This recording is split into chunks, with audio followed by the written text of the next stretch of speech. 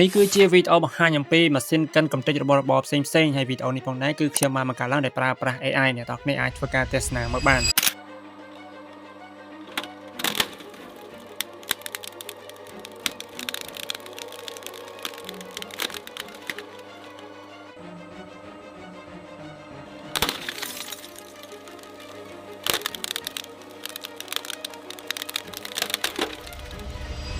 ចឹងបើសិនជាអ្នកនរគ្នាមានចំណាប់អារម្មណ៍ចង់ធ្វើការបង្កើតវីដេអូប្រភេទនេះដើម្បីយកទៅផុសរកលុយនៅក្នុង YouTube Facebook ឬមួយក៏ TikTok អាចអនុវត្តទៅតាមវិធីរបស់ខ្ញុំបានជាដំបូងគឺអ្នកនរគ្នាចូលមកកាន់ Gemini សិនមកបន្ទាប់មកទៀតគឺអ្នកនរគ្នាត្រូវសរសេរ prompt ដូចខ្ញុំអញ្ចឹងនេះគឺជា master prompt របស់ខ្ញុំនៅពេលដែលអ្នកនរគ្នាចូលម្ដងអ្នកនរគ្នាត្រូវ copy វាពីលើរហូតដល់ក្រោមទាំងអស់តែម្ដងទៅអញ្ចឹងខ្ញុំសូមធ្វើការ copy វាទាំងអស់សិនបន្ទាប់មកទៀតគឺយើងយក prompt ហ្នឹងមកផាសនៅក្នុង Gemini មកនៅកន្លែងនេះគឺយើងចុច send ទៅកាន់ Gemini ទៅ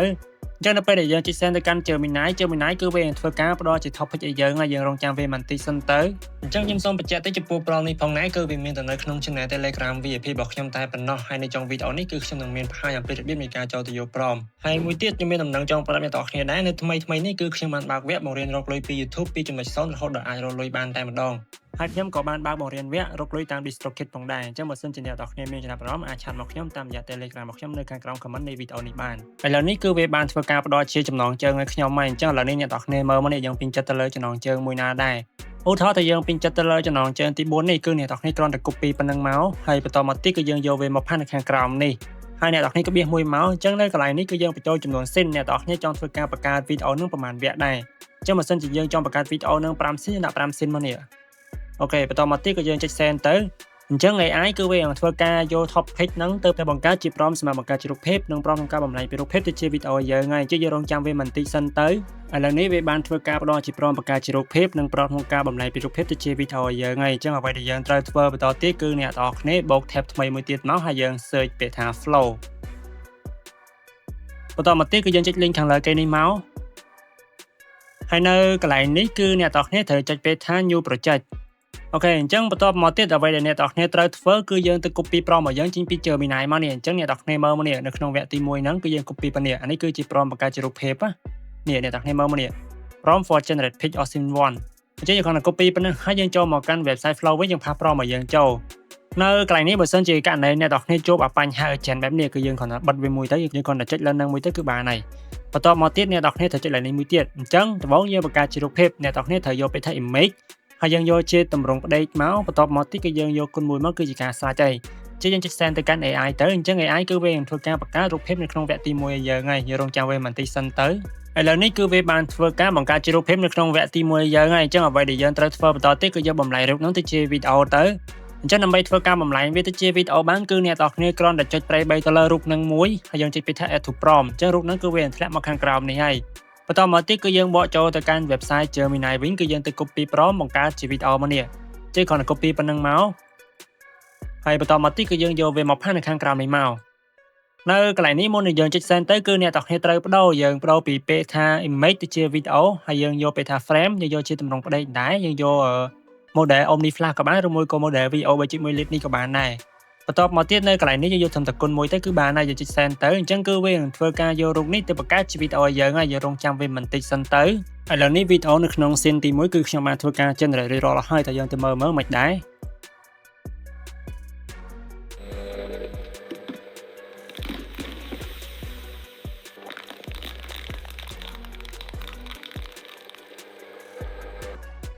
រអូខេអញ្ចឹងអ្វីដែលយើងត្រូវធ្វើបន្តទៀតយើងគឺទៅធ្វើវគ្គទី2ទី3រហូតដល់ទី5ទៀតទៅអញ្ចឹងគឺដូចគ្នាទេអ្នកនរគ្នាគ្រាន់តែនេះយកចូលមកកន្លែងព្រមបង្កើតរូបភាពហ្នឹងតែមកនៅក្នុងវគ្គទី2ហ្នឹងណាយើង copy ប៉ុណ្ណឹងហើយយើងបកចូលទៅកាន់ website Flow យើងផាស prompt មកយើងចូលហើយនៅកន្លែងនេះគឺយើងបដូរមកយើងបដូរពីវីដេអូទៅជា image ជាសារតែដំបូងគឺយើងត្រូវបង្កើតជារូបភាពសិនហើយយើងចុច send ទៅឥឡូវនេះរូបភាពនៅក្នុងវគ្គទី2គឺខ្ញុំបានធ្វើការបង្កើតវារួចរាល់ហើយតើយើងបំលែងរូបហ្នឹងទៅជាវីដេអូទៀតទៅអញ្ចឹងក៏ដូចគ្នាដែរដំបូងគឺយើងគ្រាន់តែដាក់ mouse ទៅលើរូបហ្នឹងហើយយើងចុច 3យើងចុច add to prompt រូបហ្នឹងគឺវានឹងធ្លាក់មកខាងក្រោមនេះហើយបន្ទាប់មកទៀតគឺយើងបកចូលទៅកាន់ Gemini គឺយើង copy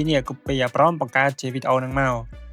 កហើយបន្តមកទៀតគឺយើងយកវាមកផាសនៅកន្លែងនេះហើយយើងបដូរមកនេះយើងបដូរពី image ទៅជាវីដេអូហើយយើងយកជា frame យើងយកជាតម្រងផ្ដេកដែរទៅហើយយើងចុច send ទៅគឺបានហើយ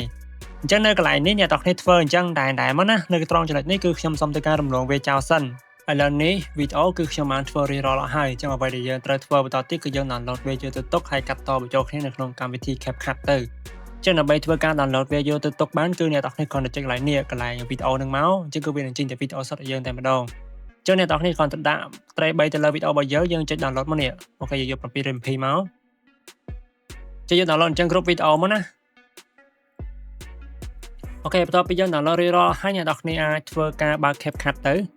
នៅកន្លែងនេះគឺយើងចុចពីថា create project មកបន្ទាប់មកទៀតគឺយើងចុចពីថា import អញ្ចឹងយើងទៅយកវីដេអូដែលយើងបានធ្វើការ download មិញមកនេះអញ្ចឹងយើង select ទាំងអស់ហ្នឹងមកហើយយើងចុច open មកនេះបន្ទាប់មកទៀតគឺយើងទៅវាតម្លាក់ទាំងអស់ហ្នឹងមកហើយយើងសាកមើលមិនដែរអានេះគឺជាលទ្ធផលចុងក្រោយ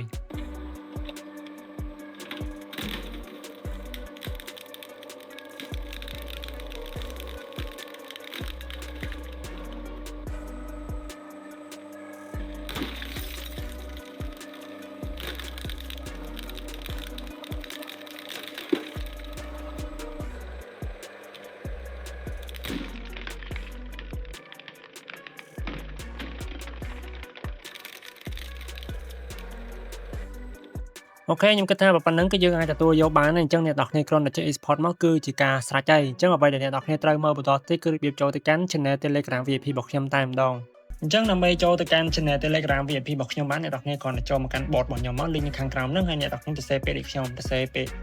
slash ហើយយើងទៅសេពេលថា start តទៅទៀតយើងចុច send ទៅ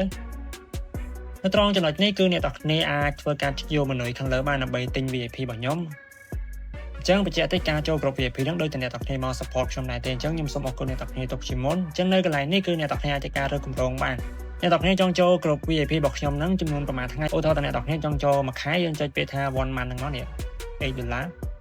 បន្តមកទៀតអ្នកនរគ្នាអាចធ្វើការចុចយល់ព្រមនឹងបងប្រាក់បានអញ្ចឹងនៅកន្លែងនេះខ្ញុំបញ្ជាក់អ្នកនរគ្នាបន្តិចមុននឹងចុចយល់ព្រមហ្នឹងអ្នកនរគ្នាត្រូវអានលក្ខខណ្ឌរបស់ខ្ញុំសិនដែរថាលក្ខខណ្ឌរបស់ខ្ញុំហ្នឹងគឺមានន័យគេខ្លះ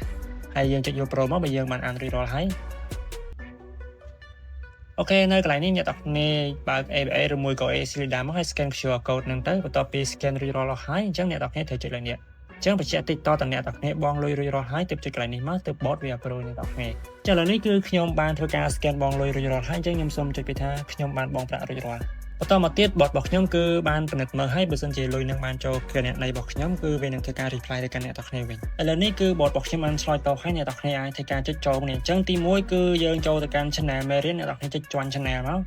អានេះគឺជា channel Marian គឺមាន Marian ជាច្រើនមែនទែនហើយនឹងព្រមផងដែរហើយទី2គឺអ្នកនរគ្នាចូលមកកាន់ក្រុមពិភាក្សា